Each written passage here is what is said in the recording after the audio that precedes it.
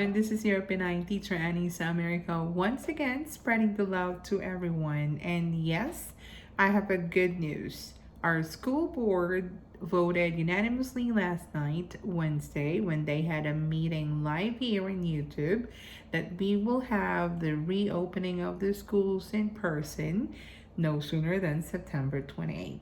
Yes, you heard me right. It will be on September 28th. Probably they also consider that Google Meet and Google Classroom will launch better features to improve this online class and no need for us to download those clunky extensions.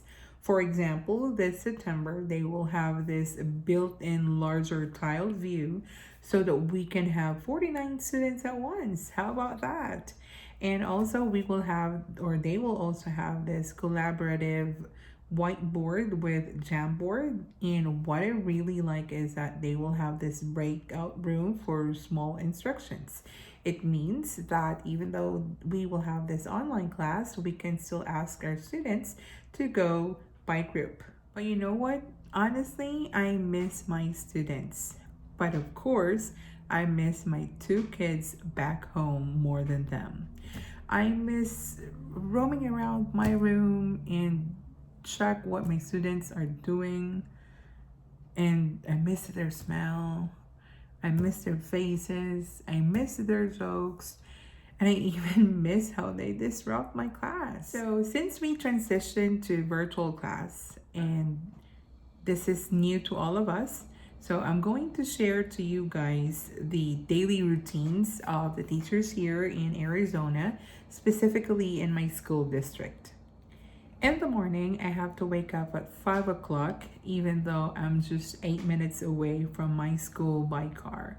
Teachers need to report at 6:50, but then of course I also have my rituals, especially for my hair. This is really time consuming, and of course I need to make sure that I am presentable while I am having my online class. Sometimes over the weekend, I am preparing my lunch already for the whole week because technically we are not allowed to go home during our lunchtime. Our lunchtime here is only for 30 minutes, so it's not really advisable for you to prepare a big meal, or else you will feel very sleepy in your next class, and you do not want that to happen. So what I did, I bought this 1 year meal prep containers from Big Lots. It's another store here in the US, and I just stack my food in the fridge and just choose whatever I want for the day. And I am suggesting, or I may suggest, teachers, that you can have vegetable salad, fruits, crackers, or sandwich. But I don't know why is it I'm still gaining weight, even though that's the only thing that I'm eating during my lunch. But before, when we still have this regular class, I just go sometimes at the cafeteria, or if it's my lunch duty, that's every Tuesday before, or I need to look after the kids, then I can claim my free lunch. And I cannot remember when was the last time that I have free lunch back home when I was still teaching there. Time is gold here in the US. That's why I need to be on time all the time. I always make sure that by 6:30 or 6:40 in the morning I'm in school already. All of the teachers have their own key of the main gate, so we can just get in whenever we want. I am a foreign teacher here, and of course, all eyes are on me. So I have to perform and I have to follow the rules not to be late because I am paid every second, every minute that I'm here in school. We report on time and we go home on time as well. If you're asked to work after school, then you're paid actually. But of course, if it's really your plan to stay and to finish all your work, then you may do so. But it's not really advisable though. Our virtual class starts at 8 o'clock in the morning, so we really have ample time to prepare for our lessons. And the moment we start our online class, we only have a 5 minute break for the next class, unless, of course, it's your prep time or your lunch time. And our virtual class is for 45 minutes only. So, as a teacher, you need to make sure that you deliver the lesson smoothly, confidently, and with no disruptions and interruptions. Computers are being provided by the district. So if you do not have your personal computer, you do not need to worry. You do not need to loan or you do not need to borrow someone's money to buy your own computer. Because the moment you sign the contract, the school district will handle your computer.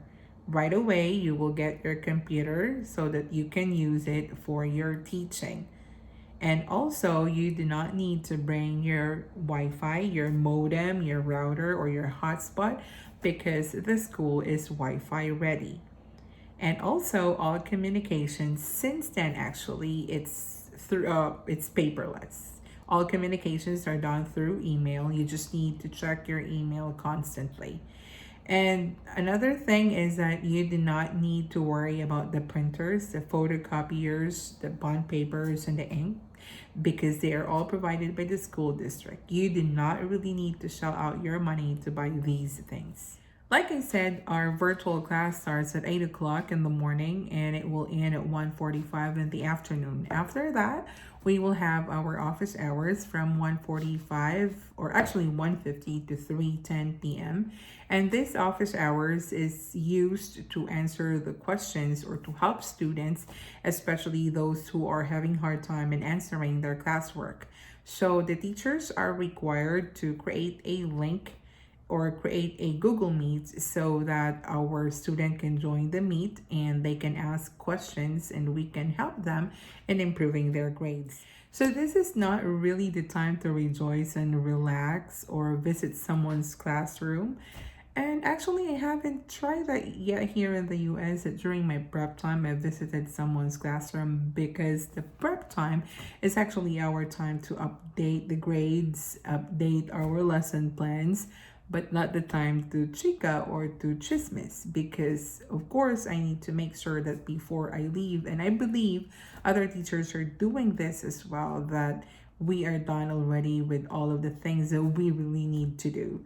And of course, I did not want to bring gazillion work at home. So I need to make sure that I already updated my Google Classroom for the next day. And I will post already all the class recordings, my Google Slides, my PowerPoint, my Google Forms, my Pear Deck takeaways, and all other online instructional materials that I used for the day. And after that, I will schedule as well in Google Classroom the materials that I need to do or I need to use for the next day. So when the clock hits at 3:10, all of us, all the teachers are heading already at the parking lot. I barely you see the teachers during class hours and we just see each other actually before and after school hours. Did I just say that I did not really bring work at home? Well, definitely not during my second year last year because I always make sure that all of my PowerPoints, all of my lesson plans are done in school. I even mark already the papers that I need to record in my grade book. But right now, when I'm at home, I'm still studying. I am searching for the best apps, for the best tools that I can use for my class. Like I said, I really like variations in delivering and presenting my lessons and giving out classwork for my kids. So, what I am doing, since I don't really settle for less, I am investing my time. I am actually watching educational videos, tutorials from the experts, and apply it in my own class. So, from there, the kids will have wide horizon as well and will find the online class engaging and enjoyable.